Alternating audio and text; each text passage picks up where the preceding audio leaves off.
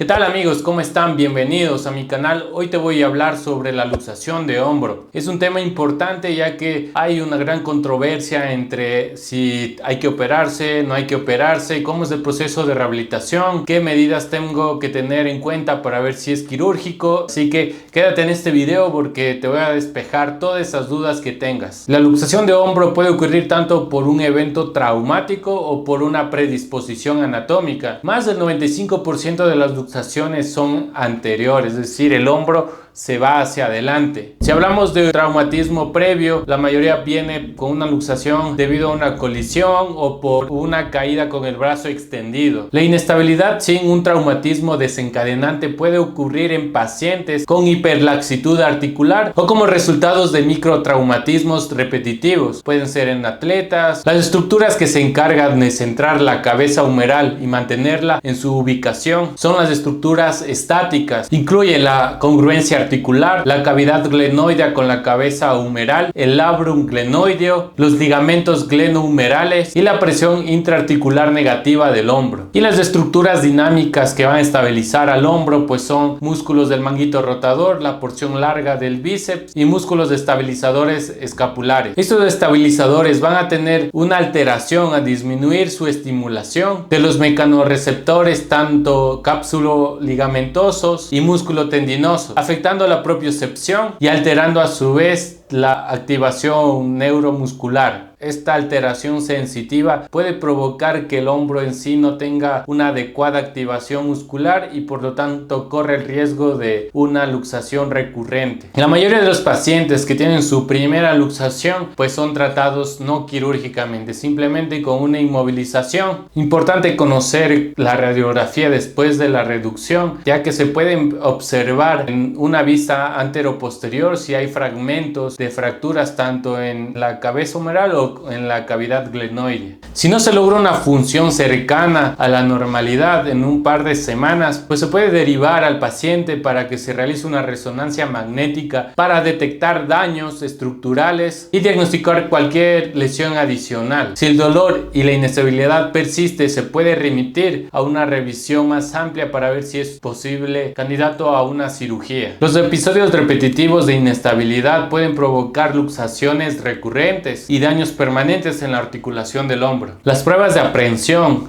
y de reubicación pueden ser útiles para saber si el paciente está con una inestabilidad anterior de hombro. Y otro examen importante que suelen derivar es la resonancia magnética. Es ampliamente utilizado para evaluar patologías de hombro. Tiene una alta sensibilidad en las lesiones del manguito rotador y de estructuras no óseas de la articulación del hombro. La cápsula articular y el labrum siempre están comprometidos cuando un paciente tiene una luxación de hombro por primera vez. El labrum juega un papel importante en la estabilización glenohumeral y tiene que permanecer intacto para mantener la presión intraarticular negativa, que mantiene la cabeza humeral en contacto con el labrum glenoideo. Un daño del labrum puede reducir la altura del borde glenoide en un 80%. Casi un tercio de los pacientes de luxación de hombro tienen una fractura del reborde glenoideo anterior. Esta fractura puede aumentar más el riesgo de provocar recurrencia de inestabilidad de hombro. La pérdida ósea de un 15 a un 20% se considera un límite crítico y puede aumentar más episodios de inestabilidad y función del hombro. Una pérdida ósea puede provocar que exista un mayor riesgo de que el paciente tenga inestabilidad y un mal funcionamiento del hombro. Estas fracturas que suelen ocurrir por impresión en la cabeza humeral se llaman fracturas o lesiones de Hill-Sachs y esto ocurre en la mayoría, casi un 94% de los pacientes que experimentan una luxación de hombro por primera vez. Anterior esta fractura no tenía gran importancia, pero actualmente se sabe si es que hay una fractura de este nivel va a aumentar mucho la inestabilidad, el dolor y el funcionamiento del paciente de su hombro. Aquí es importante la tomografía axial computarizada, ya que este puede dar una estructura de cómo está la cabeza humeral y poder identificar y evaluar esos daños óseos del hombro.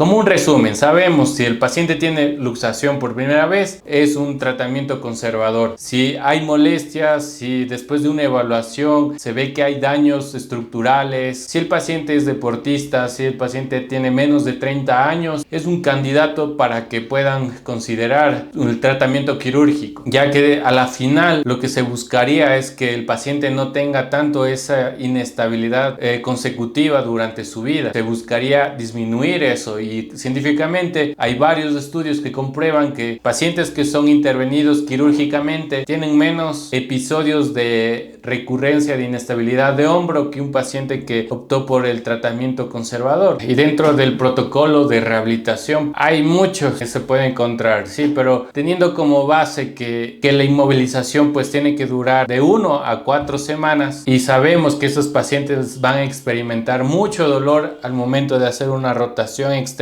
con abducción. Primeras 4 semanas simplemente se buscaría hacer movilidad pasiva, movilidad activa, asistida, y sin llegar a hacer rotación externa y abducción. De la 4ª a la 8ª semana pues ya se buscaría empezar a hacer movilidad ya de rotación externa y abducción hasta el límite del dolor, hasta donde tolere, y posterior a eso ya hacer ejercicios de fortalecimiento. Y eso va a depender de qué tipo de paciente sea, porque si es un paciente que es deportista, pues la rehabilitación tiene que alargarse para poder estabilizar más, fortalecer más, dar más ejercicios a esa articulación para que por lo menos a largo plazo tenga una mejor estabilización por parte de los músculos, porque eso es lo que más vamos a trabajar en la rehabilitación. Ahora vamos a hablar sobre el tratamiento quirúrgico. La lesión del labrum, ya sabemos que el labrum es algo que rodea la cavidad glenoide, más que todo en las luxaciones, daña este labrum, y esta lesión se llama lesión de Bankart. Y para esto hay la solución, hay el procedimiento quirúrgico de Bankart, en el que reparan el labrum y la cápsula articular. Este procedimiento quirúrgico lo hacen mediante artroscopía, pero como habíamos mencionado, siempre una luxación de hombro viene acompañado de varias lesiones, y si es que aparte de que se dañó el labrum hay alguna fractura en la cabeza humeral, es decir, una lesión de Hill-Sachs, se recomiendan procedimientos adicionales, y para eso realizan otro procedimiento que se llama Remplosis, que consiste en unir el tendón del infraespinoso en la lesión de la fractura. Esos procedimientos pues aumentan la estabilidad de hombro, pero puede reducir la movilidad. Y pues la tasa de recurrencia después de una cirugía de Bankart es alrededor del 10%, así que hay muchos pacientes que usan este procedimiento quirúrgico y pues tienen buenos resultados. En caso de pérdida ósea glenoidea significativa, es decir, más del 20%, puede ser beneficioso trasplantar un hueso en la parte anteroinferior de la cavidad glenoidea. La apófisis coracoidea y el hueso de la cresta ilíaca son los más utilizados. Si utilizan hueso de la apófisis coracoide después de este procedimiento quirúrgico, se llama la target. Este bloqueo óseo aumenta la estabilidad al reemplazar la pérdida ósea, y también fortalece la cápsula anterior a través de un efecto de cabestrillo en el tendón conjunto unido a la apófisis coracoides. Estos procedimientos los realizan tanto por cirugía abierta o por artroscopía. Y si este video te aportó, pues no olvides darnos un like y compártelo, y más que todo suscríbete para más videos que vamos a estar compartiendo.